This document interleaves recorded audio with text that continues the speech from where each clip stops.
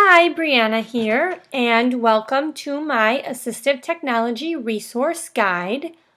Through this website, I hope you'll be able to learn more about assistive technology overall. The focus of this site is just providing a little more information on what assistive technology is, what every speech-language pathologist should know about assistive technology, as well as it provides some resources to use for individuals with autism, and it gives some examples of low-tech devices and high-tech devices to use. As a SLP, I do focus primarily on how to improve the communication skills of individuals who would benefit from assistive technology.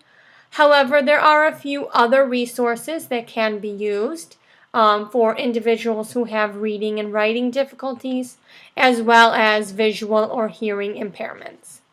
So the first tab I'm going to look at is the definition of assistive technology. And I gathered the definition from the Assistive Technology Act of 2004, IDEA, and the Americans with Disabilities Act.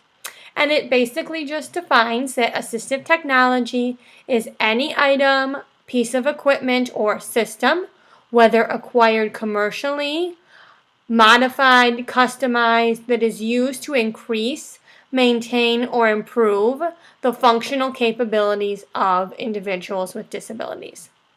I also discuss the purpose of assistive technology and explore some of the areas of assistive technology. In each of the 10 areas, I do provide a few examples of what would fall under those specific types of aids. On the bottom, I also just look at the assistive technology timeline and look at kind of some of those laws and acts that have been put into place to kind of help determine where we are at assistive technology now. The next tab explores some low-tech assistive technology devices. 10 different types of devices are provided on this page that range in many different areas. Each of the 10 different examples are hyperlinked to different websites and resources to kind of help provide more information on this aid, as well as possibly give you a place to purchase some of these different types of aids. The next area we're going to look at is alternative communication systems, which are a little bit more of a high-tech type of devices.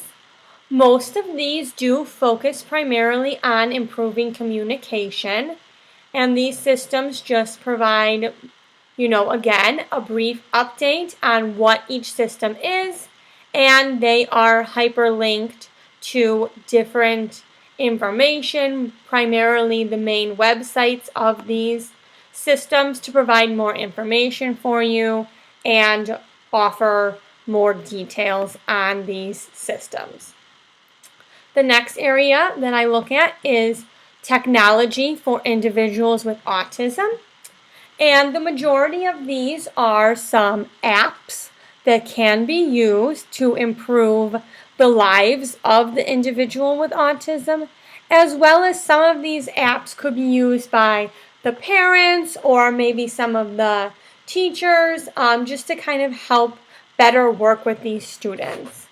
So I give a brief description of kind of what each app is, and then they are all linked to the Apple App Store, where again it tells you how much each app costs and provides a brief screenshot to kind of show what the app will look like and some descriptions of what that app is. The last tab I explored was some information on what every speech-language pathologist must know about assistive technology. And I just kind of provide some resource websites such as the American Speech-Language Hearing Association, this Practical AAC website, which is a great resource for learning more about AAC as an SLP, and just some great resources. Illinois Speech Language Hearing Association, since I do work in Illinois, and as well as a periodic table of AAC, which looks at some beliefs, some tips, some assessment considerations, as well as I have a handout just looking at the AAC bootcamp to show kind of what you should do and what you should not do when implementing and using assistive technology in order to improve communication, as well as just a prompting hierarchy, so you know kind of what you should do when working and teaching students to use AAC. So this is my website overall. Again, I tailored it primarily as a resource guide to just provide a lot of information, as well as different types of resources that could be really beneficial for myself to look back on, as well as tools to use in the future.